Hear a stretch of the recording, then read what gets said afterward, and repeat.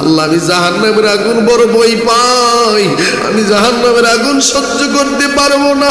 আরে বন্ধু, আমরা হয়তো ভাবি দুনিয়ার আগুনের মতো স্যাম্পল আগুন জাহান্নামের আগুন। দুনিয়ার আগুনের চাইতে 70 গুণ শক্তিশালী আগুনের নাম কি বলেন? কথা কন না।